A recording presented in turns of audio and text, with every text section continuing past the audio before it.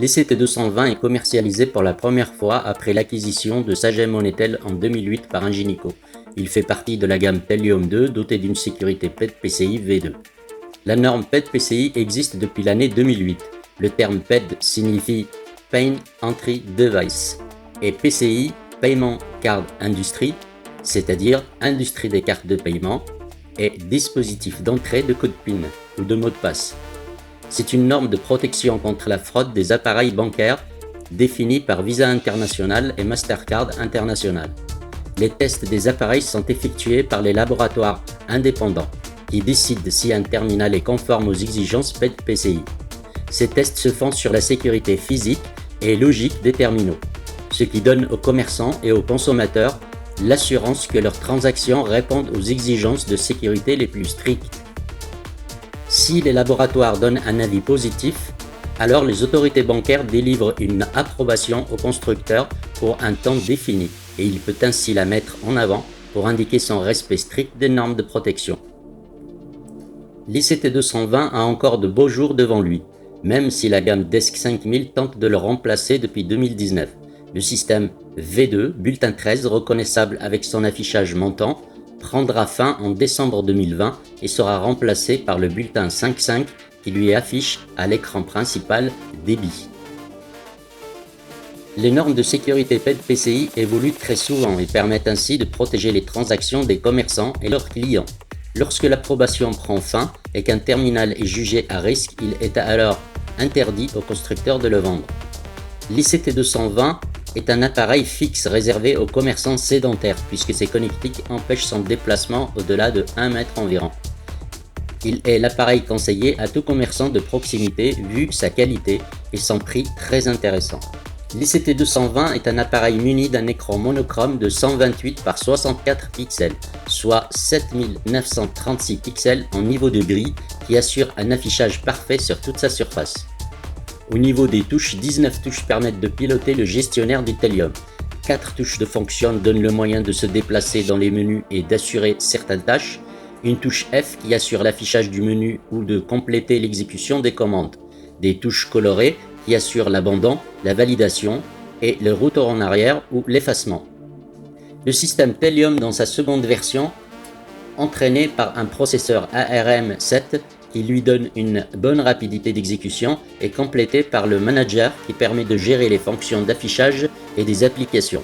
La sécurité de l'appareil est gérée par un processeur de cryptographie qui ne tolère aucune triche. L'ICT220 est considéré comme l'un des TPE les plus rapides, ce qui fait de lui l'un des meilleurs TPE à petit budget actuel. Et même face au plus cher, il n'a pas à rougir car il assure son rôle avec efficacité. L'imprimante de l'ICT220 est composée d'un capot sur lequel s'accroche un axe dérouleur permettant d'entraîner le papier. Du côté de l'appareil, une matrice thermique permet de graver le papier et un engrenage visible est entraîné par le moteur électrique qui, à son tour, entraîne l'axe dérouleur lorsque le capot se referme sur le papier. Les rouleaux de papier de l'ICT sont de 57 par 40 par 12 mm et la partie sensible à la chaleur se trouve à l'extérieur. Le rouleau de papier doit être inséré de sorte qu'il puisse se dérouler vers le capot. Pour assurer une bonne impression, le rouleau doit être tendu. Avec le temps, l'axe dérouleur peut subir une usure naturelle, mais son remplacement est facile et son coût très faible. Le capot est fixé à l'appareil en cas de mauvaise manipulation. Il peut arriver que ces fixations se cassent. Si un tel souci arrive, il suffit de racheter un capot et de le remplacer. Au fond du logement, sous la matrice thermique, se déposent de petites particules de papier lors de l'impression.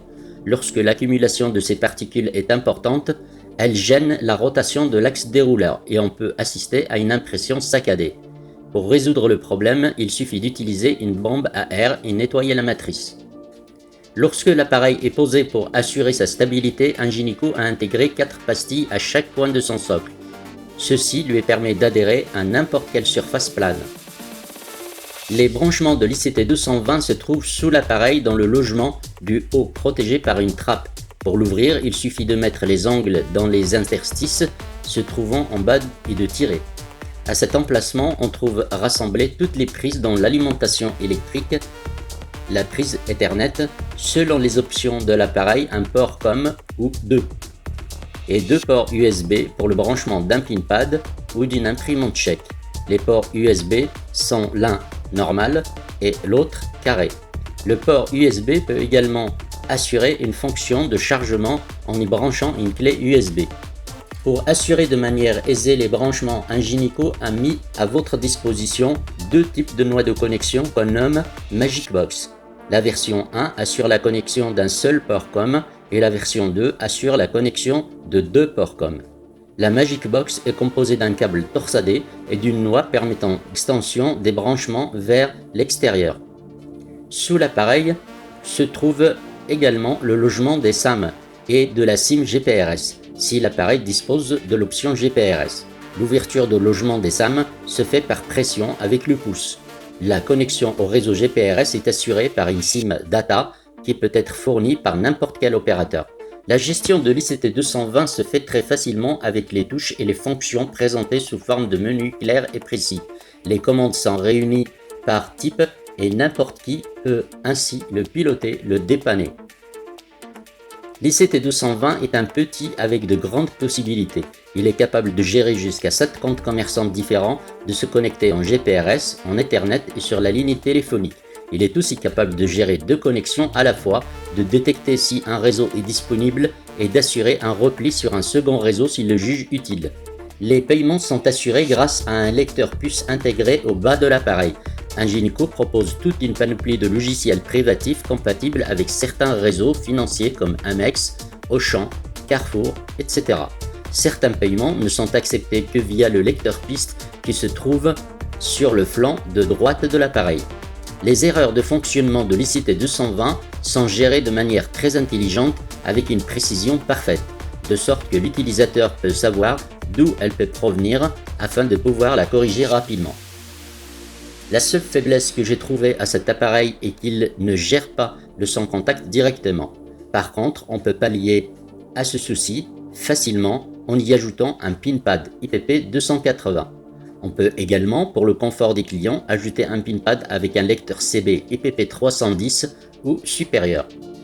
Lorsque vous achetez un ICT220, il est livré avec son cordon d'alimentation, sa Magic Box en version 1 ou 2, un câble téléphonique et selon le vendeur, un câble réseau. Pour pouvoir utiliser un appareil bancaire, il est nécessaire de demander l'ouverture d'un compte professionnel à sa banque. Celle-ci livrera une carte commerçante qui permettra l'initialisation de la CB et du sans contact.